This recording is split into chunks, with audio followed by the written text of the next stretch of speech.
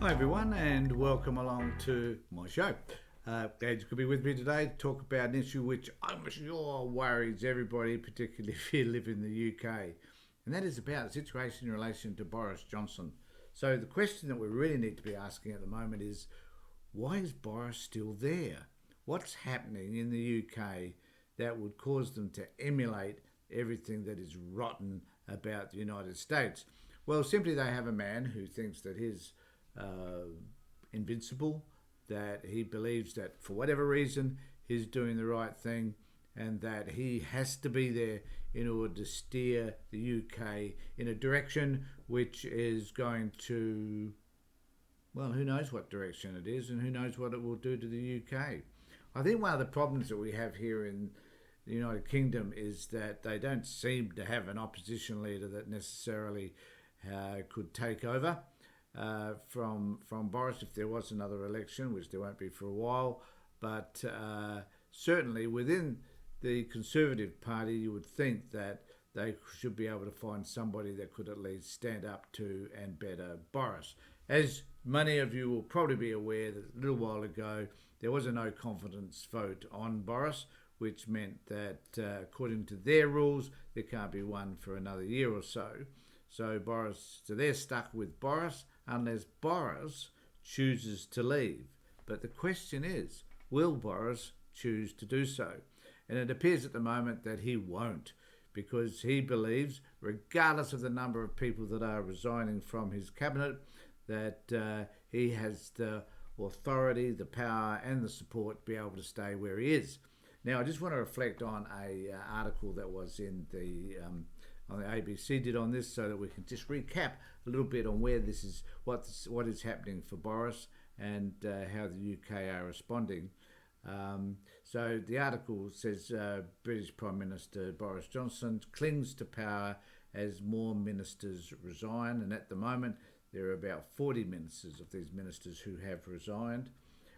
Britain's Boris Johnson defended pressure from senior ministers to quit and mounting rebellion within his party, vowing to stay as a Prime Minister and fight for any attempts to oust him. So here's a man who just doesn't want to let go of his authority, of his power, and one can only wonder whether this is actually about the betterment of the country or whether this is just about his bloody ego, to be quite frank.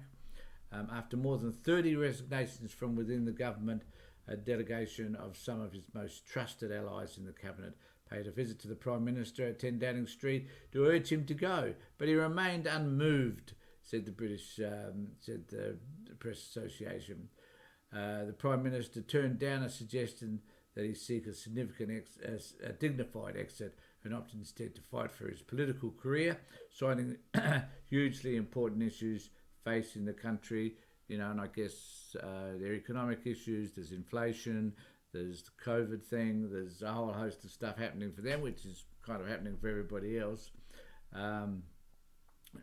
He said that if he quit, it would create chaos.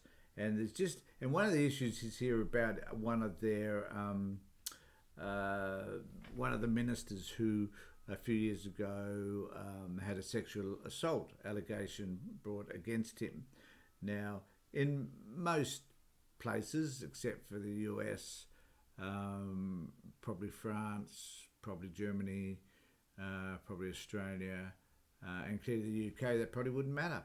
However, it is a matter of principle, and the British love to think of themselves as being principled imperialists. So they decided that, or Boris has decided anyway, that regardless of the allegations, that this man should become a minister. And as a result of that, things turned a little bit weird. Now, that's probably because Boris thought that no one would care or that no one would notice. And clearly people did notice, and he, in hindsight, decided that he might reflect on this a little bit, and this is what he had to say.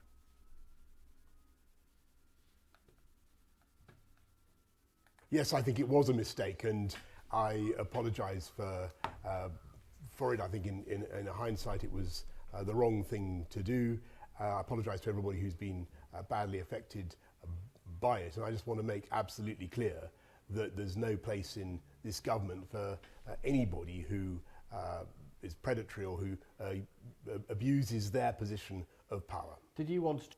I think that is a classic coming from him, that he recognises that he has no tolerance whatsoever for anybody who abuses their power, which is kind of what he does. So a wee bit hypocritical while making that point.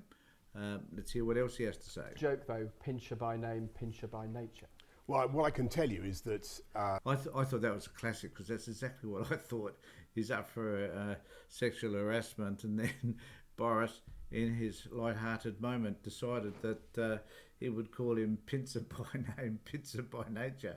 Whoa, bit heavy, but nevertheless, does he feel guilty about that?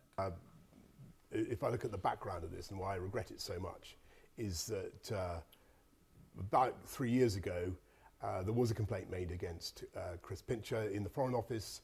The complaint was cleared up. He apologised. It was raised with me. Orally, I was briefed on what had happened. I like that bit. He apologised. It happened.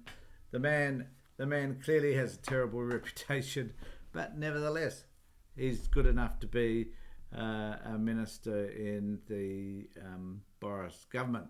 So what does all of this mean then? I think that really the issue here is that ostensibly it means that Boris is a man who's determined to hang on power, not because he wants to better the country, but because he enjoys power itself, and that's what drives him.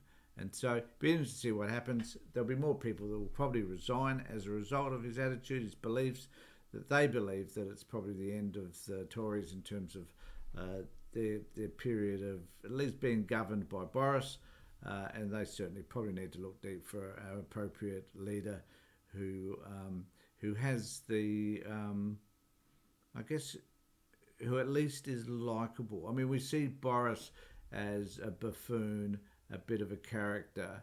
I'm not suggesting he hasn't got other qualities. He must have had them in order for his party to vote him in as Prime Minister in the first place. But I think those days are gone, and his days are therefore numbered. Thanks for being with me, folks. Now, I'd like you to subscribe, ring the bell, let us know what you think of all the comments that I make, and make some comments, and I'll do my best to respond to them as well. So take care, look after yourselves, and more importantly, everybody, be safe.